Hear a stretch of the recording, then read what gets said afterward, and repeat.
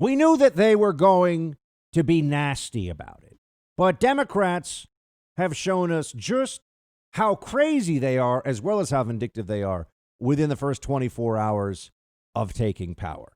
Now we are in a Biden presidency. Now we're in a place where we have to take seriously the prospect of 4 years of the executive branch run by Joe Biden. It's going to be run by a Democrat, and probably by Joe Biden for that whole time. So this is where we are now. I'm hearing and seeing things that are truly absurd, upsetting, outrageous. They're coming after conservatives right now. They're trying to set up the framework for using not just the private sector and different cultural institutions, but now increasingly our actual political and legal mechanisms to go after people who have disfavored opinions. And in this case, it's being too strong of a Trump supporter. I think it was a pretty big indicator of where all this was going when they were asking, or where they were demanding, that we vet the National Guard for pro-Trump sympathies. No surprise. Did anything happen? Were there any riots yesterday anywhere on the Biden inauguration? Anywhere in the country from Trump supporters? No, there were not. What a shock to absolutely nobody. But because we had one day where one group decided to riot at Capitol Hill, now the left will muddy the waters and pretend that political violence happens on both sides. In fact, it happens really only on the right. That's the new narrative. We have to fight against it now. We used to be in a stronger position because we would say, we don't do that. And it was 100% true. Now we have to say, well, 99% of the time, our side does not. 99.9% of the time, our side does not do that, so to speak. Our side very broadly defined. But we already have had left-wing riots. Wait, hold on a second. Joe Biden is in office. I thought this was going to stop the rise of the seas and heal the planet, or that was Obama. But Biden's supposed to be a second iteration of the Obama administration. We all know that. So why is there so much anger out there? Shouldn't this be morning in America? Shouldn't this be? Now, I know the journalists are, oh my gosh, for them, it's just all one big warm bubble bath right now. They're having a great time. Oh, it's amazing. Joe Biden is just coming back in and restoring everything that is good and decent about the world. I mean, it's embarrassing, but I knew this was going to happen, as did you. But there are a lot of other people. There are other factions on the left that are attacking people and things still, attacking police officers and buildings. We saw that in Denver yesterday. We saw that in Portland, of course. Portland is like a mecca for left-wing lunatics. It is a gathering point for the craziest of the crazy. And they've effectively got free reign in that city because there's so many Democrats and they don't want to cross them. It's madness. We'll get more into that. But right now, I want to point out that the former CIA director, John Brennan, whom I did not work for, but I know him by reputation, and I know that he is a left-wing zealot.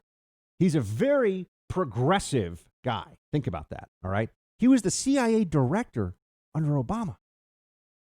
He was the senior counterterrorism advisor to the Obama White House for a number of years. This guy had a lot of authority and power in the government. He's not just some random person who's paid to go on TV, who works for a think tank that has 2 employees that no one cares about. He has real connections, and on the left, he has real gravitas.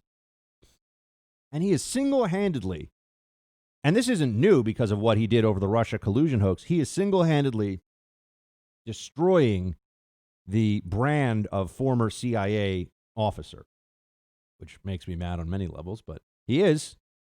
Doesn't have quite the same ring to it anymore because of people like him who say absolutely insane stuff. They are coming after normal, everyday Trump supporters, not necessarily with criminal charges, but with the chilling effect of a vast surveillance push and the desire to make sure that everybody out there who does not support this Biden administration knows that they will be treated as harshly as possible by the law if there's any cause for it. And if they have to expand the scope of the law to wrap them up in this, to go after them criminally, they will do so. Here you have John Brennan, former CIA director, with this was on national TV, one of the crazier things I've heard on MSNBC in a long time, and that's saying a lot. Play 3.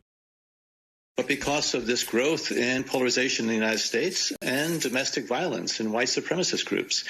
So I know looking forward that the members of the Biden team who have been nominated or have been appointed are now moving in laser-like fashion to try to uncover as much as they can about what looks very similar to insurgency movements that we've seen overseas, where they germinate in different parts of a country and they gain strength, and it brings together an unholy alliance frequently of religious extremists, authoritarians, fascists, bigots, racists, nativists, even libertarians. And unfortunately, I think there has been this momentum that has been generated as a result of, unfortunately, the demagogic rhetoric of people that just departed government, but also those who continue in the halls of Congress. And so I really do think that the law enforcement, Homeland Security, intelligence, and even the defense officials are doing everything possible to root out what seems to be a very, very serious and insidious threat to our democracy and our republic. Religious extremists, authoritarians, fascists, bigots, racists, even libertarians. This lunatic is singling out our pro-weed legalization, individual liberty-obsessed brethren in the libertarian movement. This is crazy. On national TV, and he's telling you what the mentality is of all the former Obama national security officials that are coming back now, of the deep staters who are now the state. Let me repeat that for you. The deep state under Trump is now the state under Biden. They are running stuff. They're not operating in the shadows.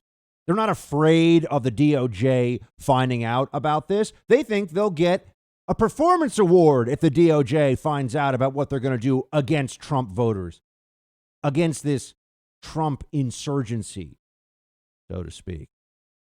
Comparing this to insurgency, we all know what that means. Many of you served in the military. Some of you served even in the intelligence community or perhaps in other aspects of government or law enforcement. He's likening, this is what Democrats are doing now. They're likening people that were upset over what they perceive to be an unfair and rigged election, upset over that, and comparing them to people who set suicide bombers off in crowded market squares and behead innocent civilians on video and engage in the mass enslavement and rape and torture of women, because that's what Al-Qaeda and the Islamic State and the Taliban, that's what those insurgencies do. So that's a very powerful word to use when you're talking about this, not in metaphorical terms, not in some, I'm trying to use the martial rhetoric of the military to talk about a political issue.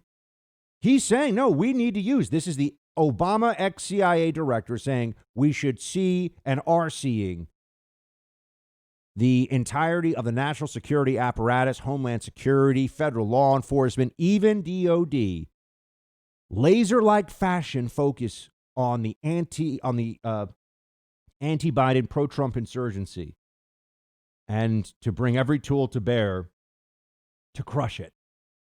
This guy's calling for counterinsurgency against his fellow Americans like a maniac. On the day of the inauguration of Joe Biden, I've got news for the libs, despite all their hysterics and everything else. The system held. Everything ended up, going basically the way that it was supposed to in a constitutional sense. And they got their way. They won. And the Republicans now we're moving into this new phase, and this is where we are. Did they ever do that with 4 years of Russia collusion lies? No. Do you see Republicans now chanting by the thousands like spoiled children, screaming, "Not my president"? Because that's what the Democrats were doing. I know, I saw them doing it here in New York City. I'll never forget, it was a cold, rainy night right after Trump had won in 2016, and just a stream of people, a river of morons going down Broadway screaming that he's not their president. And I remember thinking, fact check false, he is your president.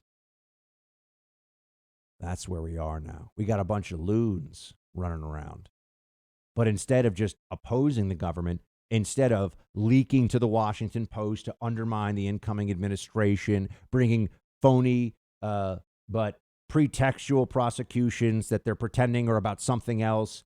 No, now they're just calling the shots. Now crazy is in charge, don't you see? It's not like they have been healed. It's not as though all of a sudden they're going to be rational and reasonable and calm down a bit and see that there is more to life than who ends up being the congressman for your district or your senator or your president. There's other much, much more important stuff every day in all of our lives.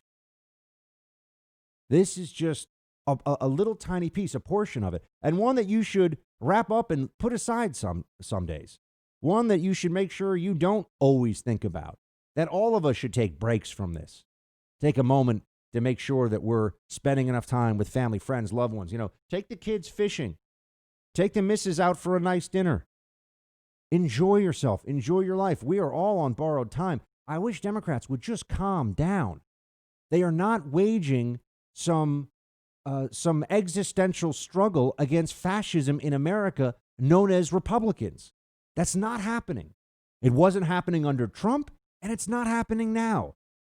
But if they keep pushing and doing this stuff and saying they're going to leverage the apparatus of the state against us, the backlash to that will grow.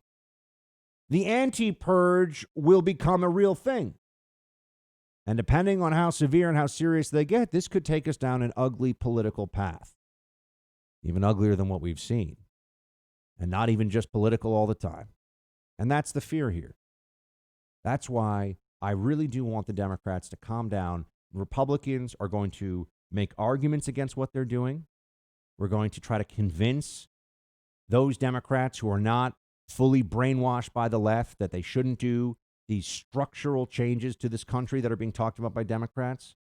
But we are going to conduct ourselves, we conservatives are going to conduct ourselves like adults, like patriots, like people who believe in this country and law and order, even though right now we have taken a mule kick to the face, and I know it and I feel it. But that's who we are. Let's see who they are.